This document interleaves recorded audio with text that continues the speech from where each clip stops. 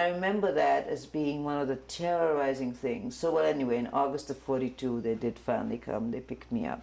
First, they picked up my great-grandmother, and she had a lot of stuff. They just took whatever, everything was gone.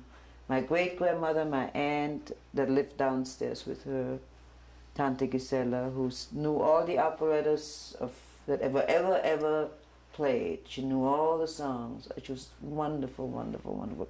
I learned all the songs of Vienna and of all the operettas and musicals from her. Anyway, she was picked up, and my great-grandmother and the whole family that lived downstairs were all picked up, and then I was picked up. Do you know, I don't have any memory of what happened, the clarity of the actual events. I cannot tell you. I have tried to when I went back to Vienna now. That whole scene is blocked of what happened. But did they go? They did go first, the people downstairs, my family. Then they picked me up separately. They picked up, I think, by alphabet. I don't remember. By alphabet, maybe. I'm not sure. Anyway, I was 13. I had long hair down to here. And they interned us directly, diagonally across the street from where the house was. Upstairs, they interned everybody. And my foster parents would stand on the street with a dog across from me. And the first thing they did is cut down my hair. They cut off the whole hair. And I remember my foster parents both were weeping. When I looked out the window, I could see them, and they saw my hair was gone. I was really very pleased. I hated my hair already, because it was so much attention causing. And but the dog, is funny how I wish that I could just hold her. Anyway, I was sent from there to this was a holding place. And we were there, I'm not sure how long. This is in August of 1942. And I was sent to Theresienstadt with my grandmother, my father's mother, because we both had the same name, Brender. You know, I don't remember where she lived. Anyway, she and I were together, but my grandmother, my father's mother, was not a loving woman. She was just she was terribly Orthodox Jewish, but she was not loving. She was a very distant, sort of unreachable. We were never connected. And we were together. And it's interesting, it's funny, I haven't talked about any of these things, how scenes pop up as I speak. I remember the train so much. I remember getting off the train and we had hidden jewelry. I loved jewelry.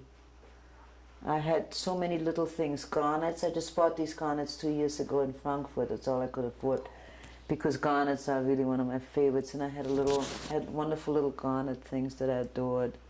And tourmaline, and everybody was very much into the real stones. In Europe you didn't know about, you know, the other kinds of stuff. So a tourmaline ring, I remember, that I loved very much, and the necklace of garnets.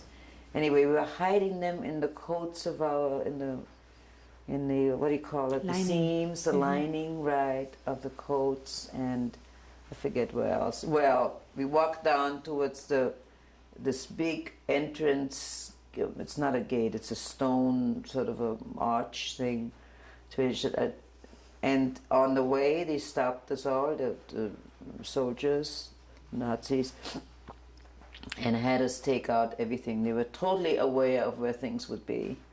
Just made us open seams, and I was just heartbroken that I had to give up my jewelry. I mean, what happened later, jewelry would have been so ridiculous, it was like the last thing I needed. But at the moment, how do I know? So I had to give up, and I never forgot my tourmaline rings and my garnet things.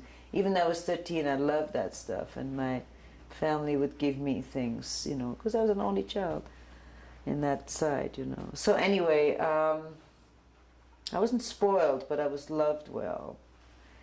And that mattered a lot, you know. I was very lucky that I was 13 or even 9 that I saw my parents, because I belonged to child survivors of the Holocaust, and many of them they were tiny babies when their parents had to leave them, and it's a very big difference, because I did have some connection. I was loved, and so there's a difference. At any rate, then when we came to the camp, we were put into Kasernen. What the hell? I don't know what they're called. These great big, huge armories. That's what they're called, aren't they? Armories.